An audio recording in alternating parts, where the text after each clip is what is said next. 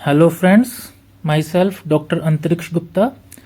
आज हम डिस्कस करेंगे कॉन्स्टिपेशन के बारे में, जिसको कब्ज भी बोलते हैं। तो सबसे पहले कॉन्स्टिपेशन कहते किसको हैं, कब किसी पेशेंट को बोल सकते हैं भी इसको कॉन्स्टिपेशन है। तो अकॉर्डिंग टू साइंस, अगर किसी को हफ्ते में 3 बार से कम टॉयलेट आ रही है तो उसको हम कॉन्स्टिपेटेड बोलते हैं। लेकिन और साथ में क्या है, अगर आपकी स्टूल बहुत ज़्यादा हार्ड है, ड्राई है, तब भी हम उसको कॉन्स्टिपेशन की कैटेगरी में रख सकते हैं। अगर स्टूल पास करने में बहुत ज़्यादा दिक्कत आ रही है, बहुत एक्सेसिव जोर लगा कर, स्ट्रेन लगा कर आपको स्टूल पास करना पड़ रहा है, तो भी हम इसको कॉन्स्टिपेशन बोलते हैं। और उसके बाद है, अगर आपको ये फील नहीं हो रहा स्टूल पास करने के बाद भी, आपने कम्प्लीटली अपनी बॉवल को पास कर लिया है, अभी भी आपको भरा भरा सा लग रहा है, then even in some cases that is considered as constipation. तो इसके सिम्टम्स क्या क्या हैं। सबसे पहले हम बच्चों में जानेंगे क्या सिम्टम्स हैं। बच्चों में सबसे पहला सिम्टम होता है, बच्चों को भूख लगनी बंद हो जाती है, पेट में दर्द रहता है बहुत। उसके बाद एनर्जी नहीं रहती बच्चों में, इरिटेबल हो जाते हैं, गुस्सा सा, चिड़चिड़े से रहते हैं। फिर बच्चों की जो स्टूल अगर कभी आती है वो बहुत फाउल स्मेलिंग होती है, गंदी स्मेल होती है। ठीक है, इसके कारण बच्चे बहुत ज़्यादा इरिटेबल भी रहते हैं। अब जनरली हम बड़ों में क्या सिम्टम आते हैं, पेट दर्द होना या पेट भरा भरा रहना, जिसको हम कई बार बोल देते हैं अभी पेट आफरा सा रहता है, या ब्लोटिंग बोलते हैं जिसको। ठीक है, उसके बाद भूख ना लगना या रेस्टलेस सा होना भी, फीलिंग सिक टाइप की सेंसेशन होनी। अब ये पिक्चर है जिसमें ब्रिस्टल क्लासिफिकेशन है स्टूल की। ये पिक्चर सबसे ज़्यादा इम्पोर्टेंट है पेरेंट्स के लिए, क्योंकि बच्चे तो अब खुद को बता नहीं सकते, पेरेंट्स कैसे देखें भी उसके बच्चे की जो पोटी है उसको देख के कैसे पता चले भी वो कॉन्स्टिपेटेड है या नहीं कॉन्स्टिपेटेड है। तो बच्चे की पोटी के टेक्सचर को देख के, बच्चे की पास की हुई टॉयलेट को देख के उनके पेरेंट्स अंदाज़ा लगा सकते हैं भी हमारा बच्चा कॉन्स्टिपेटेड तो नहीं है। इसमें 1 to 7 टाइप्स ऑफ टॉयलेट की पिक्चर्स दिखाई गई हैं। टाइप 1 जो है, इसमें हार्ड लम्प्स पास करता है बच्चा, गोल गोल से लम्प्स पास करता है, जैसे बकरियों की टॉयलेट होती है वैसे लम्प्स होते हैं। तो ये सबसे ज़्यादा कॉन्स्टिपेटेड जब बच्चा होता है तब ऐसी टॉयलेट आती है, मतलब आपकी जो टॉयलेट है बहुत ज़्यादा सख्त हो चुकी है। तो जैसे अगर आपका बच्चा ऐसी टॉयलेट पास कर रहा है तो आपको बहुत वार्निंग साइन है, आपको इमीडिएटली कोई ना कोई इंटरवेंशन करनी चाहिए। आगे हम बात करेंगे क्या करना है। टाइप 2 में ये लम्प्स जुड़ जाते हैं, लेकिन फिर भी हम लम्प्स को देख सकते हैं।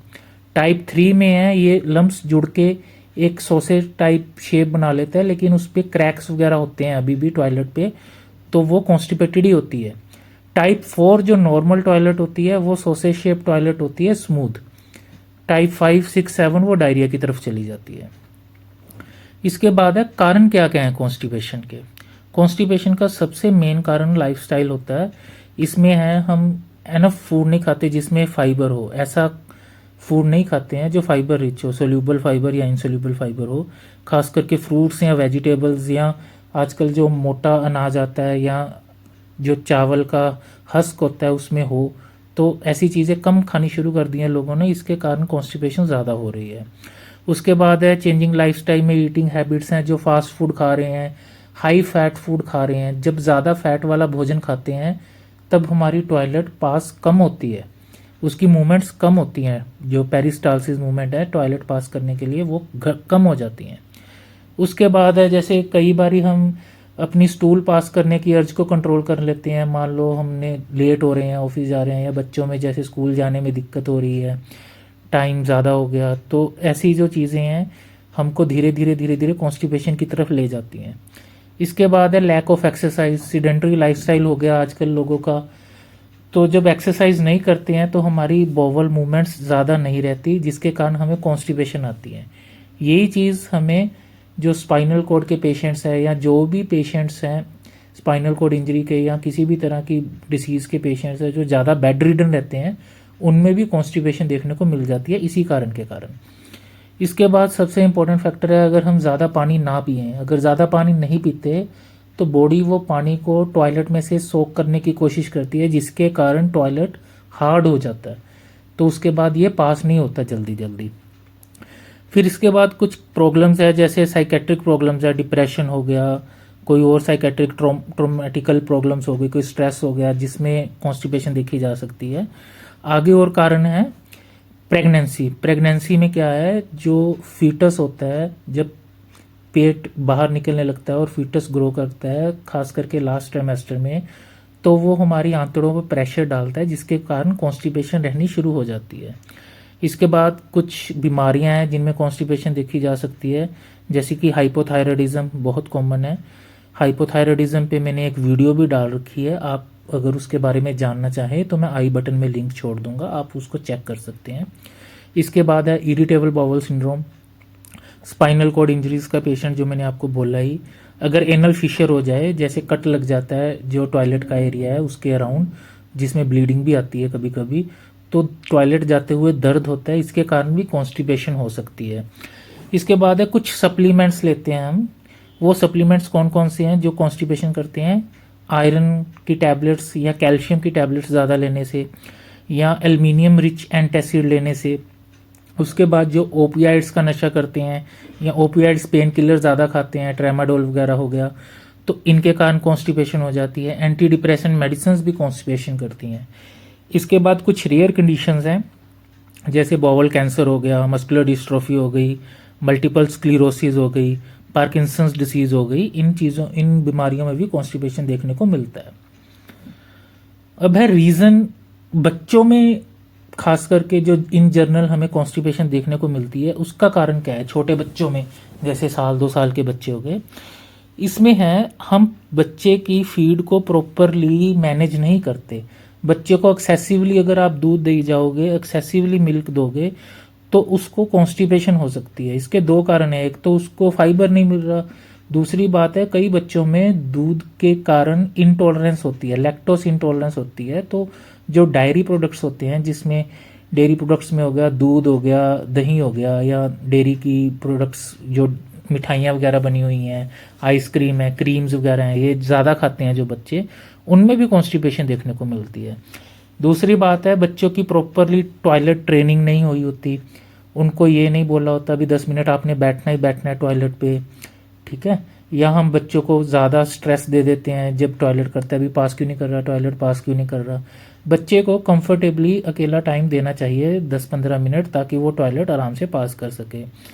इसके बाद है बच्चों को कई बार हम टॉयलेट की हैबिट ही नहीं डालते हैं। जैसे वही बात जैसे मैंने पहले भी बोली थी, बच्चा स्कूल जाते हुए लेट हो रहा है, तो हम कई बार क्या है बच्चे को बोलते हैं नहीं नहीं नहीं, अभी बच्चा भी कभी जल्दी जल्दी में टॉयलेट नहीं पास करता, ठीक है। तो ये ज़रूरी है भी बच्चे को टॉयलेट की हैबिट डाली जाए।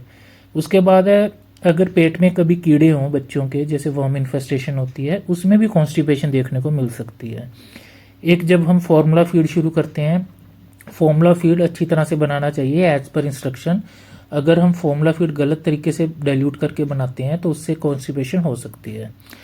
एक बड़ा विशियस सा साइकिल होता है, अगर बच्चे को कॉन्स्टिपेशन हो गई, मान लो उसकी जो टॉयलेट है सख्त हो गई, तो वो टॉयलेट पास करते हुए उसको पेन होगा, उसी पेन के कारण फिर वो टॉयलेट जाना छोड़ देगा, तो एक विशियस सर्कल सा डेवलप हो जाता है। इस सर्कल का ध्यान रखना ज़रूरी है।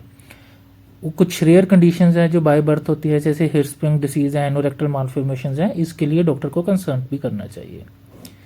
अब हम देखते हैं कॉन्स्टिपेशन का ट्रीटमेंट क्या है। ट्रीटमेंट इसमें मेन 3 चीज़ें हैं, एक तो लाइफस्टाइल चेंजेस हैं, दूसरा है लैक्सेटिव, तीसरी है फीकल इंफेक्शन हो जाए। तो फीकल अगर टॉयलेट इतनी सख्त हो जाए जैसे इम्पैक्ट हो जाती है, तो उस केसेस में हम स्पोस्ट्री और अनीमा देते हैं। अब हम डिस्कस करेंगे जो लाइफस्टाइल चेंजेस हैं वो क्या क्या चाहिए। लाइफस्टाइल चेंजेस में मेनली सबसे पहले चीज़ आती है टॉयलेट ट्रेनिंग।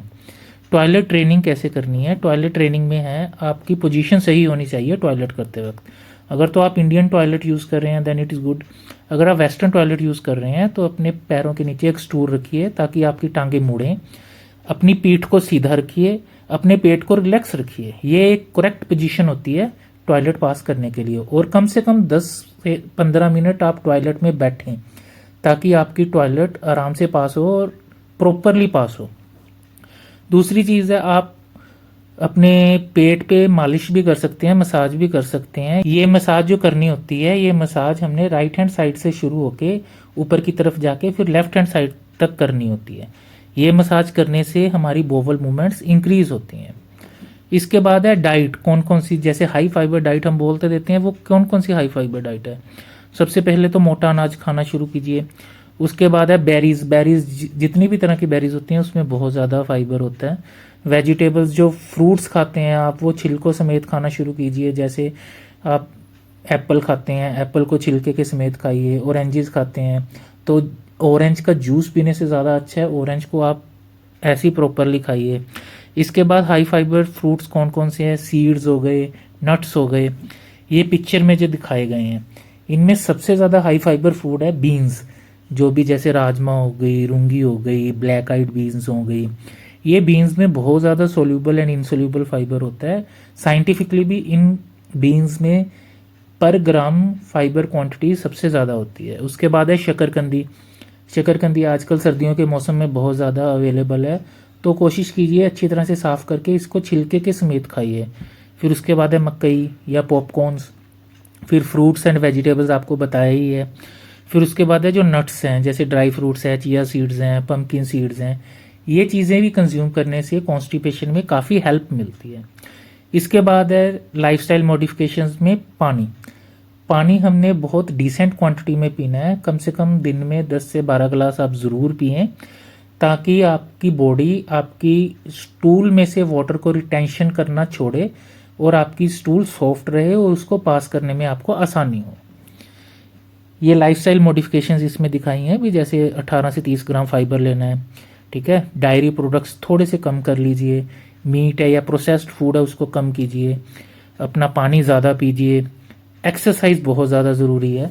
एक इसमें चीज़ है गैस्ट्रोकोलिक रिफ्लक्स होता है।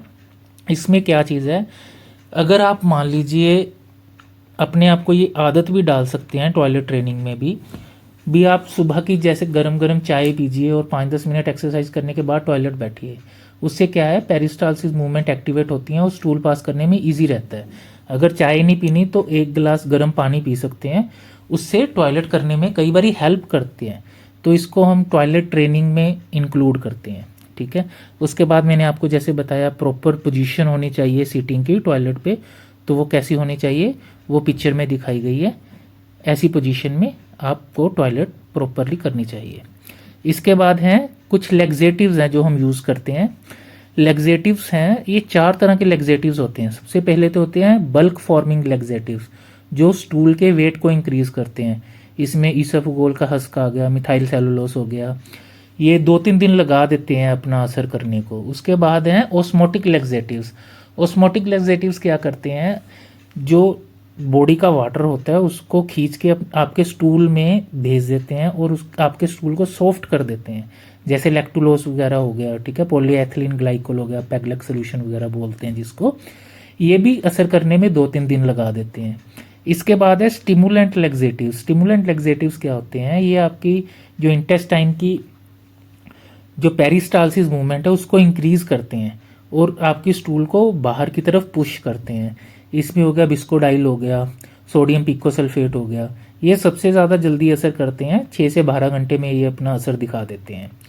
इसके बाद है स्टूल सॉफ्टनर्स होते हैं कुछ, जो आपके स्टूल को सॉफ्ट करते हैं। इसमें ड्यूक्यूसेट हो गया, आर्कियोलिक एसिड आर्कियोलिस ऑयल हो गया, ठीक है। तो ये चीज़ें होती हैं जो स्टूल सॉफ्टनर होती हैं।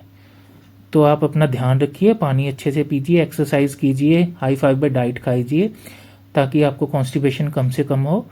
और बच्चों का खास करके ध्यान रखिए, जो आपको वो पिक्चर दिखाई गई थी माँ बाप के लिए खास करके, जब भी आपका बच्चा कॉन्स्टिपेटेड फील करे या उसको भूख नहीं लग रही है या उसका बार बार पेट दर्द हो रहा है तो एक कॉन्स्टिपेशन एक वजह हो सकती है।